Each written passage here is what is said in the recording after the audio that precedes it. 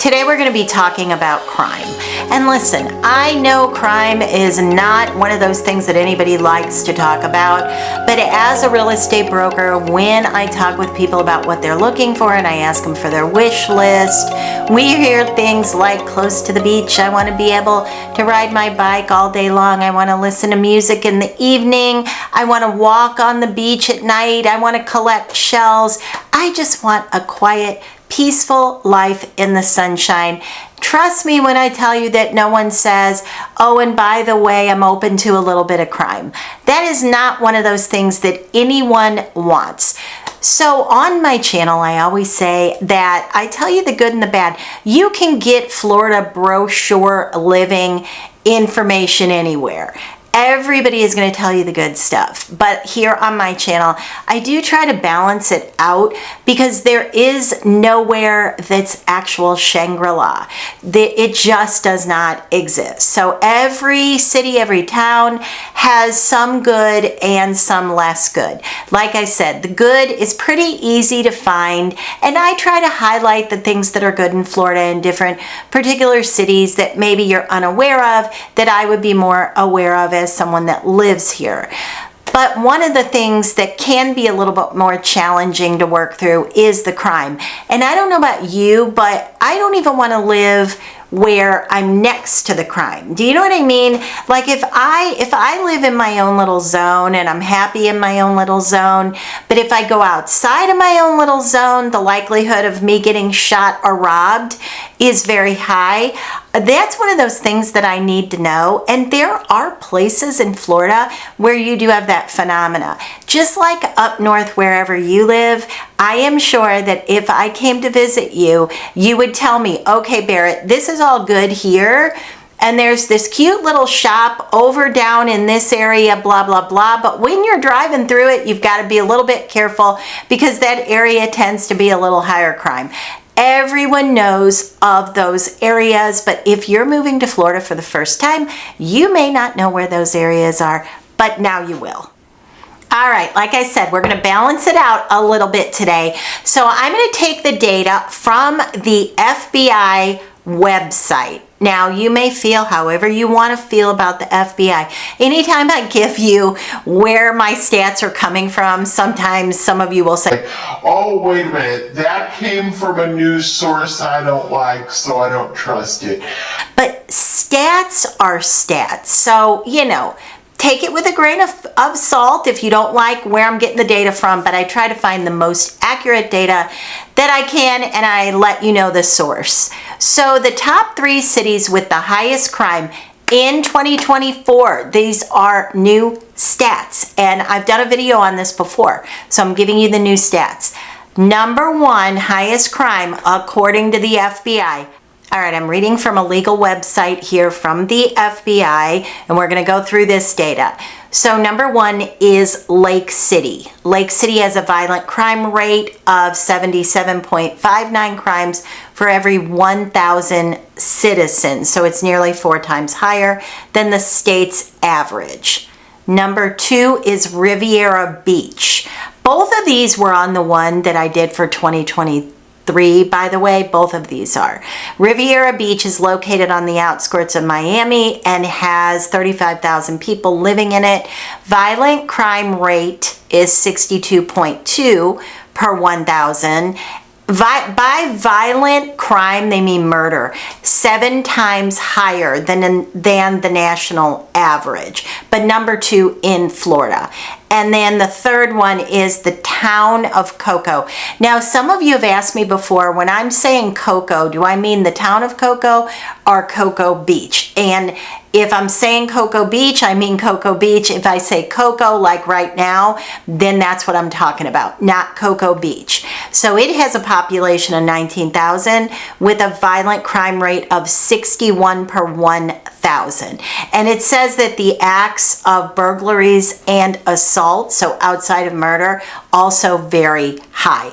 Now, just to balance this out a little bit, because I do get asked this question as well, what are the safest cities in the state? I'll just run through those really quickly with you. So I'm going to give you three. The first one is Parkland, and all three of these that I'm giving you, it's less than one violent crime in 2024. So it's like 0.26, 0.39. I don't know how they get that data, but it's less than one, put it that way. So that to me means zero.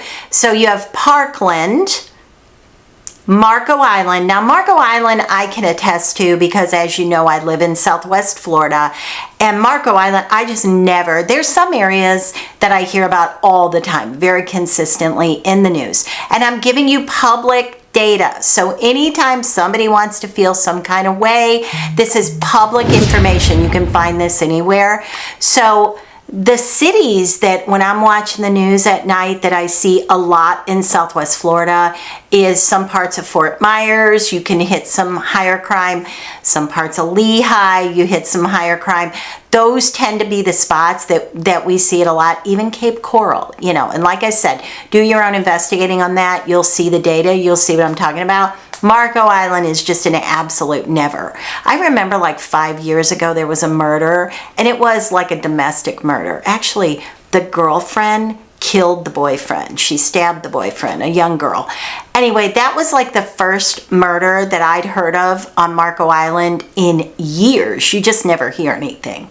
So there's that. And then the last one here, number 3, is Weston. And Weston's right out, so it's about 40 miles outside of Miami. Weston is also very safe, 0.46 for every 1,000 residents. So let's talk about the most common offenses. Like I was saying before, some people don't want to live even near where there's a lot of crime. As I mentioned, like on the news that I watch, I hear a lot. There's some cities that I hear over and over and over, and I'm sure that's the case where you live up north as well. So the most common offenses in Florida in some of these cities, and then also some of the other ones, you know, there's a pretty long list. I'll give you maybe the top 10. Maybe at the end of the video, I'll give you the top 10 in terms of crime for 2024, but that will be all-inclusive crime. So drug offense arrests are high, drug trafficking as well. Assault, so, and this is aggravated and simple assault, so pretty high on that. These are what people get arrested for most. Theft, and then DUI, last one is burglary. So, I mean, there's not much left after that, right? But that's about the order. Drugs are very prevalent in certain parts of Florida. Now, some of you may be wondering, okay, but where does Florida sit in terms of the U.S.? So let me read this to you because I was interested in that as well. So I did a little digging. How does the state rank in crime? Florida is the 3rd most populous state in the United States, and it's ranked number 26 in the U.S. for the lowest crime rate. Are you surprised? I was a little bit surprised, but I guess when I think about it, there are many other cities I can think of that have much higher crime rates. So it says the average total crime rate, including property and violent crime, is 25 per 1,000 people, putting it at number 26. So not that bad. And like I said, there are towns, there are a lot of little towns that have very little crime. All right, now before we jump into the 10 safest cities of 2024 according to data, let me give you a couple honorable mentions that almost made my very top list based on data. They were just right there, and that is parts of Kissimmee and also Orlando. So there's some parts of Orlando and Kissimmee that really is that phenomena where you go 2 blocks over and you're like, wait a minute, where am I? So there's something to watch there as well. All right, top 10 safest cities. Ready? Marco Island, we knew this. Parkland, we talked about that. Weston, Winter Springs. Now, Winter Springs is going to be a little bit more central. That's a super cute little town. If you've never looked it up, that's a cute town. Not on the coast, but it's darling. Number 5, Oviedo, if I said that correctly. Number 6, Satellite Beach, which surprised me because I know in the past Satellite Beach had like some theft issues, but apparently they got that cleaned up. And the next one as well. This one surprised me a little bit too because I know in the past there was some crime data coming out that was a little bit eye-opening. Port St. Lucie. So that is number 7. And there's a lot going on in Port St. Lucie. You can move to Port St. Lucie pretty affordably even right now. And their prices are definitely coming down if you're looking for an area that's a little bit more affordable and a little bit less resorty, but close to the resorty areas. That's an area you might want to consider. North Palm Beach. Number 9, Cooper City.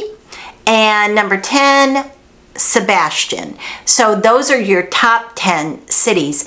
Now, you know what is noticeable in that? Every one of those cities, every one of those cities is what I call a one-off city. And you see me do videos on that many times your one-off city is a great buy. And by one-off, I mean one off of the bigger city that you're aware of. So if you're thinking about Naples, Marco Island is one off from that. If you're thinking about Tampa, then you might have another city that's one off of that. Miami, Weston is one off of that. So sometimes these little one-off cities are the way to go. So I hope that was helpful for you. Like I said, I always try to balance out the good with the less good. Not everything is brochure living. And if you're interested in getting a little more information that's relevant to you, I always let you know that I do consultations. I'll leave a link here and down in the description box if you're interested in doing a little bit more of a deep dive into what you are looking for. Grab some time on my calendar and we will do a Zoom call or a phone call and we'll talk through it. So I'll see you in the next couple days for another video.